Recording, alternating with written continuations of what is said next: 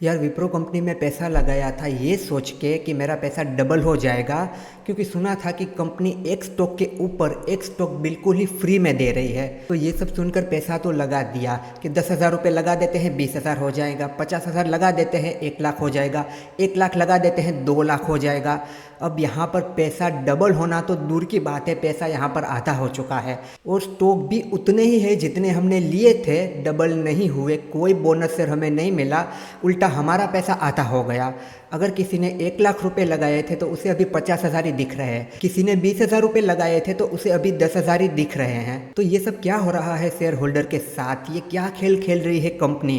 काफ़ी सारे लोग इस बात से परेशान हैं, क्योंकि जब से विप्रो कंपनी ने 1:1 बोनस शेयर अनाउंस किया था, यूट्यूब पर हर जगह वीडियो बन रहे थे कि एक शेयर के ऊपर एक शेयर आपको बिल्कुल ही फ्री में मिलेगा, पर लोगों ने इस बात को सही से समझा ही नहीं। लोगों को ये लगा कि हम जितना भी पैसा इन्वेस्ट करेंगे वो पैसा हमारा डबल हो जाएगा। और बहुत सारे लोग इस उम्मीद में थे कि 3 दिसंबर तक, जो कि एक्स डेट है, अगर ये स्टॉक हमारे डीमेट अकाउंट में हो गए तो हमें 1:1 का बोनस शेयर मिलेगा, यानी कि एक शेयर के ऊपर एक शेयर बिल्कुल फ्री मिलेगा, हमारा इन्वेस्टमेंट डबल हो जाएगा। तो आज इन्वेस्टमेंट डबल होना तो दूर, इन्वेस्टमेंट यहाँ पर आधा हो गया।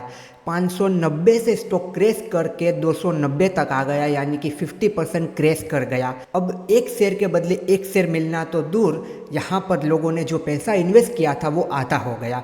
किसी ने 20,000 इन्वेस्ट किए थे तो स्टॉक 20,000 में जितने आए थे उतने ही रहे, पर उनको उनका इन्वेस्टमेंट वैल्यू है वो 10,000 ही दिखने लगा। तो ये सब कुछ क्यों हुआ, आपका इन्वेस्टमेंट आधा कैसे हो गया, ये बोनस शेयर का पूरा मामला क्या है, उन सारी चीज़ों को डिटेल में समझते हैं। देखिए, जब भी कोई कंपनी बोनस शेयर इश्यू करती है 1:1 के रेशियो में, मतलब कि एक शेयर के सामने एक शेयर बिल्कुल ही फ्री मिलेगा, तो तब जो भी शेयर होल्डर होते हैं उन्हें पर्टिकुलर डेट पर एक स्टॉक के सामने एक स्टॉक बिल्कुल ही फ्री मिलता है।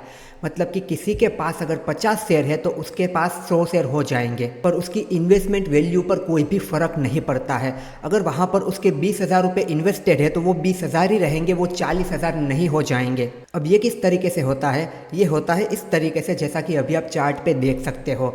जो भी कंपनी बोनस शेयर इश्यू करती है उसकी जो एक्स डेट होती है कि तब तक ये स्टॉक आपके डीमेट अकाउंट में होगा तो आप एलिजिबल हो 1:1 के बोनस शेयर के लिए।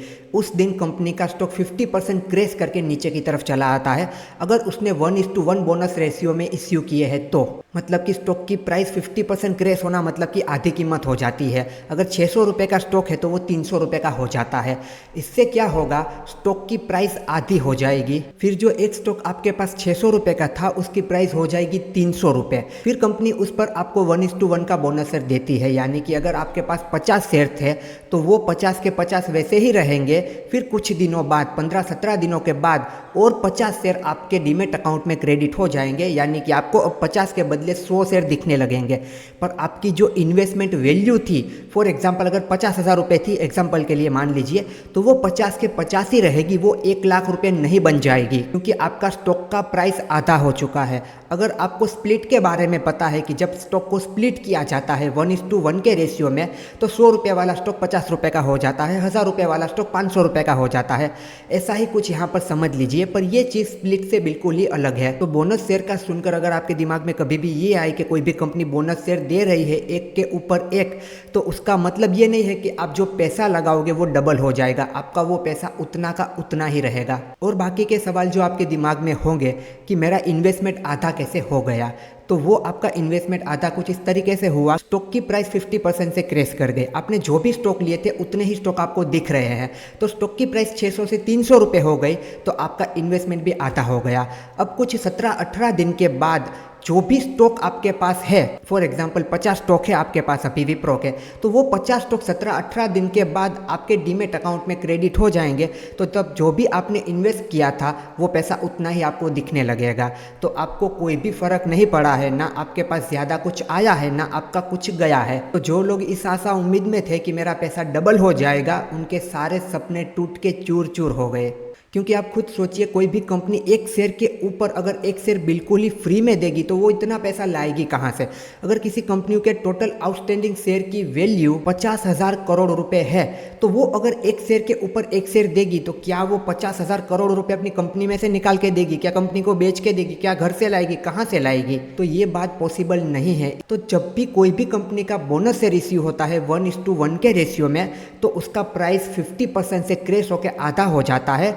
इसका बेनिफिट ये होता है कि एक तो स्टॉक की प्राइस कम हो गई, जैसे कि 600 रुपये का स्टॉक है तो कुछ लोग कह सकते हैं कि मेरे लिए महंगा है, 600 का मैं नहीं खरीदूंगा, पर 300 रुपये का है तो वो खरीद सकते हैं। अगर कोई स्टॉक 5000 रुपये का है तो 5000 में महंगा लगेगा, अगर उसे आधा कर दिया जाए तो 2500 रुपये में शायद खरीद ले।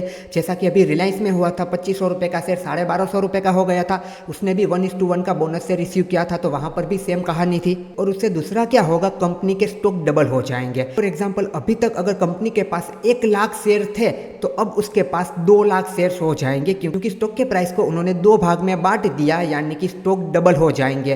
पर इन्वेस्टमेंट वैल्यू और कंपनी के स्टॉक की वैल्यू सेम ही रहेगी। अब आपका सवाल ये हो सकता है कि बोनस शेयर इश्यू करने का मतलब क्या हुआ अगर यही करना है तो। इसका बेनिफिट आपको शॉर्ट टर्म में नहीं मिलता, इसका बेनिफिट आपको लॉन्ग टर्म में मिल सकता है। आपको अगर ये लगता है कि कोई भी कंपनी बोनस इश्यू करती है तो 1 महीना, 2 महीना, 3 महीने, 4 महीने में मेरा पैसा डबल हो जाएगा, ऐसा नहीं होता। ये लॉन्ग टर्म प्रोसेस में आपको काम आ सकता है। जैसे कि अभी अगर आपके पास विप्रो के जो भी स्टॉक थे, मान लेते हैं 50 थे, तो वो 100 हो जाएंगे, तो उससे आपकी इन्वेस्टमेंट वैल्यू पर तो कोई फर्क नहीं पड़ेगा। पर लॉन्ग टर्म में ये स्टॉक 300 से फिर से 600 की तरफ चला जाएगा, तो तब आपका पैसा डबल हो जाएगा ना। उस तरीके से लॉन्ग टर्म में ये आपको बेनिफिट देता है। मान लेते हैं आगे जाके फिर एक बार कंपनी इस तरीके से 1:1 का बोनस शेयर इश्यू करती है, तब भी आपके शेयर 100 से 200 हो जाएंगे, तो उसका बेनिफिट भी आपको लॉन्ग टर्म में मिलेगा। क्योंकि लॉन्ग टर्म में अगर अच्छी कंपनी है तो उसके प्राइस धीरे धीरे करके ऊपर की तरफ ही जाएंगे, तो ये लॉन्ग टर्म प्रोसेस है। बोनस शेयर का बेनिफिट आपको लॉन्ग टर्म में ही मिलता है, शॉर्ट टर्म में नहीं मिलता। तो आगे से बोनस इश्यू का सुन के सिर्फ इसीलिए पैसा इन्वेस्ट मत कर देना कि 1 महीने में या 2 महीने में आपका पैसा डबल हो जाएगा, इस तरीके से नहीं होता है।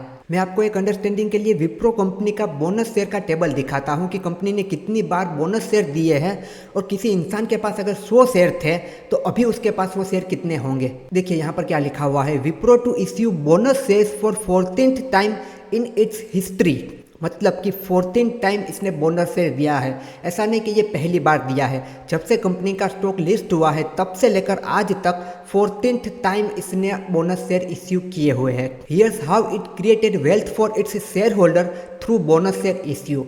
मतलब कि यहाँ पर ये अपने शेयर होल्डर के लिए किस तरीके से वेल्थ क्रिएट करती है बोनस शेयर के थ्रू। देखिए यहाँ पर सब कुछ लिखा हुआ है कि जितनी भी बार कंपनी ने बोनस शेयर इश्यू किए वो किस तरीके से किए थे। जैसे कि 1:1, 1:2, 1:3। अगर 1:3 में इश्यू किए हैं मतलब कि हर 3 स्टॉक के सामने एक स्टॉक मिलेगा। 1:2 में इश्यू किए हैं मतलब कि हर 2 स्टॉक के सामने एक स्टॉक मिलेगा। और अब की बार जिस तरीके से किए 1:1 मतलब कि हर एक स्टॉक के सामने एक स्टॉक मिलेगा, पर प्राइस को आधा करके।